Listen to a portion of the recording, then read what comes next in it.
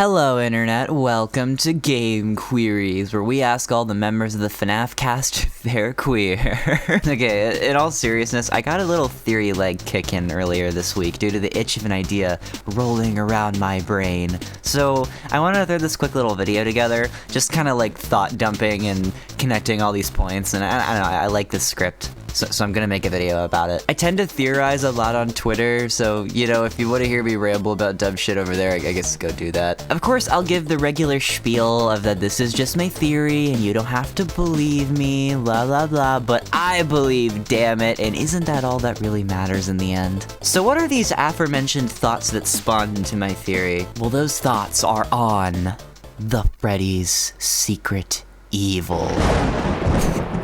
Good title. Now, what is the Freddy's secret evil, you may ask? Well, for that, we have to turn to one of my favorite characters in the Five Nights at Freddy's franchise, that being Shadow Freddy. Shadow Freddy is a really weird character. Despite being one of many infamous Easter egg characters in FNAF, in that original quadrilogy, he was actually pretty important. Not only did he have a major appearance within the story of Five Nights at Freddy's 3, luring the animatronics into the back room for William to dismantle them, he's also the secret boss in the following game, Five Nights at Freddy's 4, taking the form of Nightmare. Not only does Nightmare resemble Shadow Freddy very heavily, being a dark and shadowy bear, he's also a variant of Nightmare Fredbear, much like Shadow Freddy is a variant of Golden Freddy. On top of that, this is almost directly indicated in the files of FNAF 4. The texture of the button for Nightmare's Night is actually labeled Shadow Freddy within the game files. Why is Shadow Freddy so important in these earlier entries anyway? I mean, it's not like he ever shows up again in any meaningful way. Hey, wait a minute. That's Shadow Freddy. That's Shadow Freddy right there in Pizzeria Simulator's opening. What is he doing there? So yeah, oddly enough, Shadow Freddy's last major appearance in FNAF is in Pizzeria Simulator's opening, where he manifests as a sort of mirror to this Freddy sprite, or what I'm going to assume is Cake Bear, a fan name for this Freddy sprite from the Save Him minigame in FNAF 2. All over Pizzeria Simulator's marketing leading up to the game, it was very well indicated that this was supposed to be a callback to the Save Him minigame, which makes sense. Establishing Henry and solidifying the nature of Charlotte's death is a major part of Pizzeria Simulator's story. Outside of her gender, it's not like this minigame from FNAF 2 is retconned by any means. It's shown directly in Pizzeria Simulator's ending cutscene, so we know that these events likely still took place within the building the puppet resides in. But why is Shadow Freddy, of all characters, being connected to Charlotte? Hell, we basically see his birth in this cutscene as he manifests as a reflection of Freddy. Wait a minute. I am the fearful reflection of what you have created.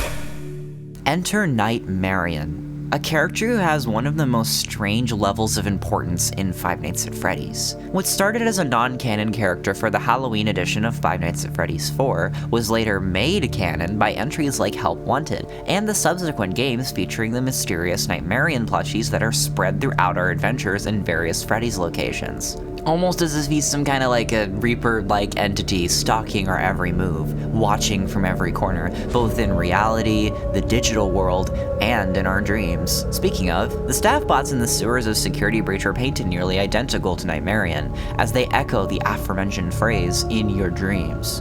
I think it's safe to say something involving this dude is going on, and whether or not it's a large role within the lore doesn't diminish the fact that he's still clearly here, watching us. Nightmarionne is not irrelevant to the conversation of Shadow Freddy either. Nightmarionne and Nightmare are intrinsically linked. Nightmarionne in his first appearance replaces Nightmare in the Halloween edition of FNAF 4, and the Nightmarionne plushie you collect within Security Breach is distinctly named Nightmare, and not Nightmarionne like you would expect it to be. While many may disregard this as a mistake, I think we have to remember what Scott said about Security Breach's story in his second interview. I was trying to tell Steel Wool to do specific things throughout the game, put specific items in specific places, have specific characters do certain things, meanwhile not telling them what the story plot was. Because in my head, I was thinking, okay, when people find this, they will connect this to this to this, and it will all be revealed. And I thought I could do that without telling Steel Wool the story plot. I honestly think details like this have more merit to the FNAF lore than the actual narrative of Security Breach. It's something so oddly specific that it would have to be a direct note from Scott. And on top of this, other things from Security Breach have been removed or changed due to misinterpretations of the lore. So this definitely doesn't come off as a mistake to me. But this isn't the crutch of my point, as this is still analyzing author's intent as opposed to direct evidence within the game. I still think it's really important to think about. The entire Endo basement is weirdly FNAF 4 themed, even featuring a similar looking bed to the Crying Child's. I find it interesting, really. The Endos down here are being trained on interactivity with children, and are advised against violence, despite being very violent to the child, aka Gregory, aka you. I mean, it's certainly Glitchtrap's doing, but he's infiltrated all of the Pizzaplex. It's not far-fetched to say he's in control of these Endos, but why is Nightmarionne here? Why is Nightmarionne everywhere? But I'm getting ahead of myself. Why is Scott so seemingly hellbent on connecting Shadow Freddy and Nightmarionne together? Well, I think we need to ask ourselves what Shadow Freddy even is to begin with. Shadow Freddy is a character believed to be in a pairing with another Easter egg character from Five Nights at Freddy's 2, said character being Shadow Bonnie. Except I'm lying, because this is not Shadow Bonnie. In fact, Shadow Bonnie is not a name uttered in the entirety of the Five Nights at Freddy's mythos. His true name is RWQ-FS-FAS-XC. It's a really long name, so I'm just going to refer to him as RWQ. RWQ, like Shadow Freddy, has a handful of appearances after his titular one in FNAF 2, being in FNAF 3 and FNAF AR. In FNAF 3, RWQ almost acts as an antithesis to Shadow Freddy, helping guide the spirits to their happiest day, flipping throughout the various minigames to deliver cake to the Bonnie spirit. And in FNAF AR, RWQ is a boss fight. During Remnant Collection FNAF AR, you can accidentally collect a substance called Dark Remnant. Gathering enough Dark Remnant will summon RWQ where you initiate an encounter, shining a bright light on him to make him go away. Huh. Kinda like how he disappears in other entries of the series. If you continuously encounter RWQ, he'll become too strong to defeat and he'll kill you, this resetting him back to a far easier difficulty. It's not like it's unlike RWQ to be aggressive to the player, and FNAF 2 encountering him completely crashes your game, while Shadow Freddy just kinda sits there, awkwardly, and eventually disappears. All this to say, while I do think Shadow Freddy and RWQ have a specific connection to one another, I mean they wouldn't share a distinct visual similarity if they didn't, I think Shadow Freddy is a bit more complicated of an entity than RWQ, the latter being a more simple, aggressive, ghostly manifestation. To answer this question, I think I need to talk about one of FNAF 2's most overlooked bugs, metalrun.wav. There's a more elaborate video by It's Taken that goes more in depth about this, so I do suggest going to check out their video on the topic if you want to know more. But the long and short of it is that Shadow Freddy's Easter egg encounter is actually bugged. When he appears in Parts and Service and you look at him, he just kinda sits there and eventually disappears when you flip around other cameras. What's supposed to happen is also supposed to happen to the Endo 2 Easter egg encounter. After half a second of looking at him, the screen cuts to static and you hear a soundbite of Shadow Freddy running away before he's gone. Shadow Freddy isn't a ghost. He's real. It's the hammer! He's real! Dudes, take my picture! This is actually further supported by FNAF 3. While I did mention Shadow Freddy's relevance to the main plot of FNAF 3, luring the FNAF 1 animatronics into the back room for William to dismantle, I neglected to mention his second appearance in FNAF 3. While playing the main nights, you can encounter Shadow Freddy in the main office. It's kinda hard to tell Shadow Freddy due to the game's intense green lighting, but by simply brightening the image, you can see the purple undertones that would only be present in Shadow Freddy's textures. Hell, it's not like this Easter egg fades away like RWQ. He just sits there, like whatever put him there doesn't want you to know it's aware. The Freddy Files actually distinctly points this out as a crumpled Freddy suit, like whatever entity inhabiting him has left. He's just an empty costume now.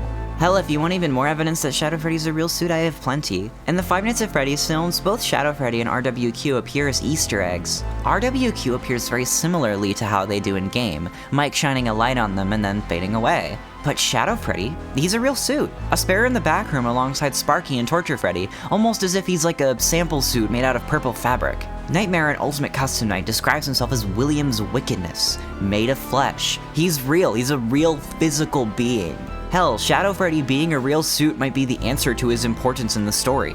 In Pizzeria Simulator, Henry's description of the FNAF 3 minigame says that William lured them all back, using familiar tricks. Well, in the FNAF 3 minigames, he doesn't really lure them back in the Spring Bonnie suit into the safe room, it's Shadow Freddy doing that. But why? If Shadow Freddy was acting on his own accord, it wouldn't exactly be a familiar trick. Well, we know William isn't an idiot. However, his undoing in the Spring Bonnie costume is due to the rain leaking from the ceiling, and the moisture snapping the spring lock shut. But he enters the suit in a panic as the spirits try and attack him. It's a last resort, to assert power and dominance over the spirits. Now, for a planned attack in a building constantly leaking from the roof, he wouldn't be dumb enough to climb into a spring lock suit that could easily kill him. He would need a spare costume. He would need Shadow Freddy. We know William thrives as the Yellow Rabbit, but he would still likely use a suit like Shadow Freddy if needed. Remember how I mentioned in the Freddy files he's defined as a crumpled Freddy suit? He doesn't have an endoskeleton, nor spring locks. This would be the safest option in the rundown Freddys. So then, if Shadow Freddy is just a simple costume, what's inhabiting it? What secret evil is inside the costume? It's Nightmarionne. Nightmarionne is inhabiting the Shadow Freddy suit, using it as a disguise to hide from your line of sight, to manifest as a physical being. This culminates in Nightmare. He's essentially a nightmarish combination of Nightmarionne, the entity, and Shadow Freddy's suit. I mean, look at Shadow Freddy's eyes. They're near identical to Nightmarionne's. So what is Nightmarionne? After all of this, why does he exist and what does he want? I mean, Nightmarionne literally tells us that in Ultimate Custom Night. In the fearful reflection of what you have created. What you've created. What William Afton created. I mean, it can't get more obvious, right?